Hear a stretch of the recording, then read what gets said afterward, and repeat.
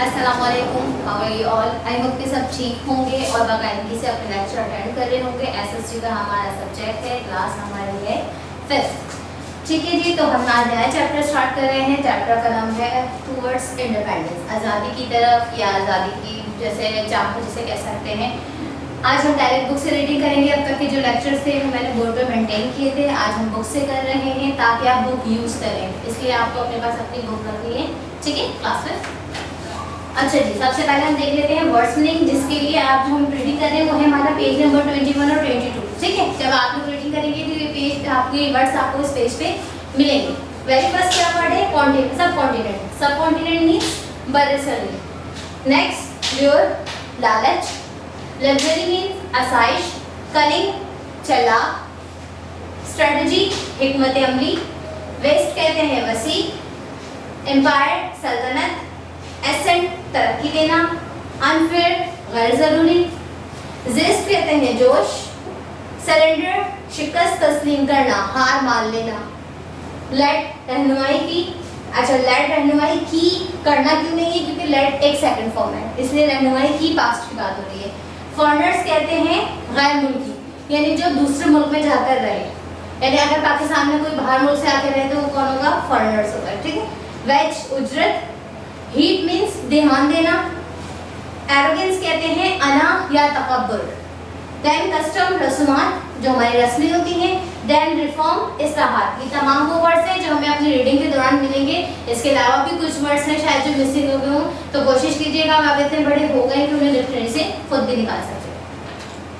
Page number 21 पर आ जाते हैं। आप लोग भी अपनी बुक्स निकालें, पेंसिल निकालें, वर्ड्स अंडरलाइन जरूर कीजिए, डेट मेंशन कीजिएगा। ठीक है।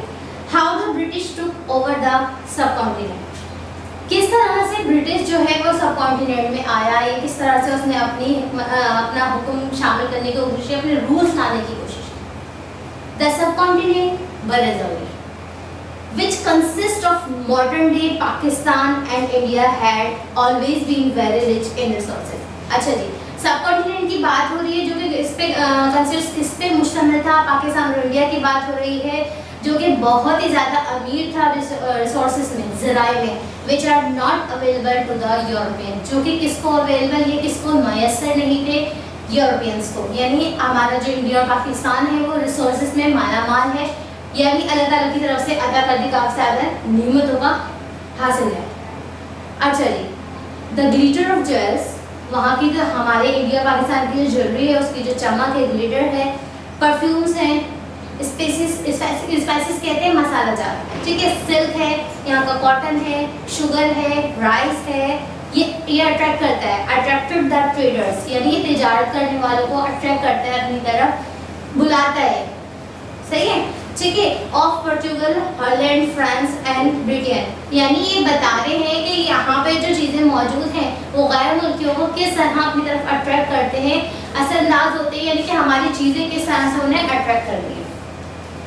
The lure of this luxury, ये इन लग्जरी आसाइशात की जो लालच थी, goods brought them to India, क्या करा उसने? उन लोगों को खींचा कहाँ? इंडिया की तरफ। एज द होल सब कॉन्टिनेंट वाज नोन दैट, तो क्या था? पूरा का पूरा जो सब कॉन्टिनेंट था वो क्या था? उन्हें जानता था। Turn by turn, Aahista Aahista. They establish there trading station, उन्होंने क्या करा? तरक्की दी किसको? ट्रेडिंग स्टेशन को अपनी तिजारती सदर बनाए, यानी अपनी तिजारत को उन्होंने इम्प्रूव किया, उसको एस्टैब्लिश किया, तरक्की की। The rest of the Europeans, बाकी के जो यूरोपियंस थे, were no match for the cunning, वो चालाक नहीं थे, कनिंग चालाक नहीं थे। ऑफ द ब्रिटिश की तरह, हुज स्ट्रेटजीज, जिनकी हिकमत अमली regarding taking control of India, जिनका हिकमत अमली यानी उनकी जो सोच थी वो क्या थी कि वो इंडिया पे कंट्रोल करें, अपनी हुकूमत चलाएं। अच्छा जी, वर सक्सेसफुल, काफ़ी हद तक जो है सक्सेसफुल भी हुई, कामयाब हो गई। Even fact played into their hands through a series of events, यहाँ तक कि एक मुसलसल सीरीज कह रहे हैं कि उनकी जो तकदीर थी, उनकी जो किस्मत थी, उसमें उन्हें साथ भी दिया और तरक्की पे उन्होंने तरक्की हासिल की। द वेस्ट मुगल एम्पायर, एक वसी मुगल एम्पायर यानी एम्पायर सल्तनत हैड ब्रोकन अप, टूट गया, इनटू मैनी स्मॉल स्टेट्स, कई छोटे छोटे हिस्सों में। Because of a weak central government. क्यों? क्योंकि जो गवर्नमेंट थी वो क्या थी? कमजोर थी। After the death of last of the great Mughal emperor Aurangzeb, किसकी डेथ के बाद? लास्ट मुगल एम्परर सल्तनत के बाद किसकी? औरंगजेब की बात। नो एम्परर वाज स्ट्रॉन्ग, क्योंकि जो सल्तनत के चलाने वाले थे वो स्ट्रॉन्ग नहीं थे इनफ। कितने ज़्यादा? To govern such a huge area, इतने कि इतने बड़े एरिया को क्या कर सके? गवर्न कर सके, उसे चला सके। Since Aurangzeb live to such an old age, यहाँ तक कि औरंगजेब जो है वो कहाँ पहुँच गए? एक ओल्ड एज, अच्छी खासी बड़ी उम्र में। When it was the turn of his son Bahadur Shah, जब यहाँ तक कि उनके बेटे की जो है हुकूमत तक की बारी आ गई बहादुर शाह की, टू एसेंड, तरक्की देने के लिए, टू द थ्रोन, उनके तहत हो। कब? इन 1707, 1700 साल में। He had become an old man too, और वो भी क्या हुए? एक बूढ़े आदमी हो गए, यानी उनकी एज हो गई। Because of his age he did not have the zest, उनकी उम्र, इतनी ज़्यादा उम्र की वजह से उनमें वो जोश नहीं था। And energy needed to such, और उनको क्या थी? नीड थी, ज़रूरत थी किस चीज़ की? एनर्जी की। To rule such a great empire, कि वो इतने बड़े एम्पायर पे हुकूमत कर सके। The empires who followed him, और इसके अलावा दूसरे जो सल्तनत चलाने वाले थे जो उन्हें फॉलो कर रहे थे, वर ऑल वीक टू, वो तमाम भी क्या हो गए थे? कमज़ोर हो गए थे, वीक हो गए थे। देन फिर क्या हुआ? इन 1857 बहादुर शाह जफर जो थे द लास्ट मुगल एम्पायर, जो सबसे आखिर में सल्तनत चलाने वाले थे, सरेंडर टू द ब्रिटिश, उन्होंने अपने आप को क्या करा?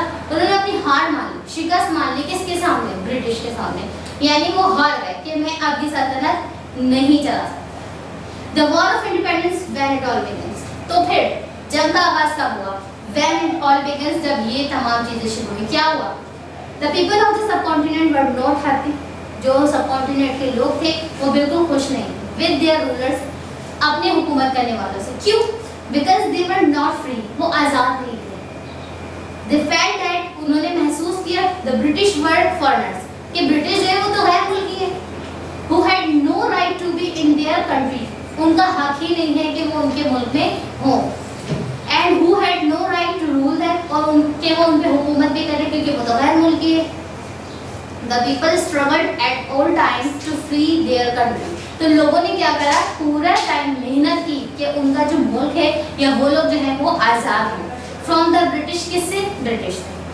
Things spiraled out of control and led to the war of independence, तो फिर क्या हुआ? उन्होंने क्या करा? कंट्रोल हासिल करने के लिए जंग की तैयारी की और फिर रहनुमाई। The war was a united move to get rid of the rulers, और फिर वार क्या हुआ? इतनी बड़ी जंग क्या हुआ? इतने बड़े पैमाने पर आगे छुटकारा हासिल करने के लिए रूलर से, किससे? हुकूमत से। Hindus and Sikhs all to part in this war, हिंदुओं ने, सिखों ने क्या करा कि इस जंग में हिस्सा लिया, वो इसके पार्ट बने। Causes that led to the war, क्या वजूहात थी? रीजंस के जंग की रहनुमाई करने पर। वेरी फर्स्ट, ये जो आपके कॉलम बने हुए आपको दिख रहे हैं, इसमें वेरी फर्स्ट पढ़ रही हूँ मैं।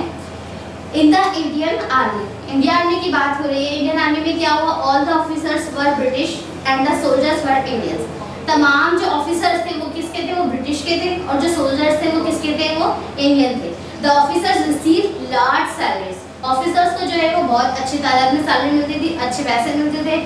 The soldier receive very low wages, जबकि जो सोल्जर्स थे उनकी जो उजरत थी वो बहुत ही कम थी। नंबर 2 पे आते हैं। Persian was replace with English as the official language of India, India की जो ऑफिशियल लैंग्वेज थी, जैसे हमारे यहाँ की उर्दू है ना पाकिस्तान की, तो इंडिया की जो ऑफिशियल लैंग्वेज थी उन्होंने किसको बना दिया? Persian, English. In their arrogance, उनके अना तकब्बुर में, the British did not pay heed to the local customs and tradition, यानी ब्रिटिश को इतना गुरूर, अना तकब्बुर आ गया था कि फिर उन्होंने ध्यान ही नहीं दिया कि वहाँ के जो लोग हैं उनके कस्टम क्या है, उनके ट्रेडिशन, उनके रिवायत रस्मात क्या है, यानी अपने आप को बस अहमियत देना शुरू कर दिया। नंबर 3 क्या है? In order to expand their empire the British introduce too many reform and unfair, अपने आप को फैलाने के लिए या अपने रूलर को फैलाने के लिए ब्रिटिश ने क्या किया? इन्होंने इंट्रोड्यूस करवाए अपने इस्लाहात, यानी नई चीज़ें, इस्लाह मतलब नई चीजें इजाद करना। लॉ अपने कानून, अनफेयर कानून यानी कि ऐसी चीजें जो गैर जरूरी हो या फिर ऐसी चीजें जिनमें दूसरे लोगों का, ब्रिटिश के अलावा लोगों का क्या हो, नुकसान। Loss to Europeanized the culture in a very short time, और फिर क्या करा उन्हें बहुत ही शॉर्ट टाइम में जल्द से जल्द तब्दील किया या change. In 1857 the soldiers heard that their guns had begun greased with the fat of pigs। 1857 में सोल्जर्स ने क्या सुना कि जो उनकी गन्स हैं उन्हें ग्रीस किया जाएगा। ग्रीस मतलब ऑयल कर देना, चिकना कर देना, किससे, फैट चर्बी से, पिग्स की, सूअर की चर्बी से, एंड काउस या फिर गाय की। This hurt the religious feelings of both Muslim and Hindus। इसने क्या करा, मुसलमानों और हिंदू की जो फीलिंग्स थी, जो जज्बात थे, उनको हर्ट किया, यानी उन्हें दुख हुआ।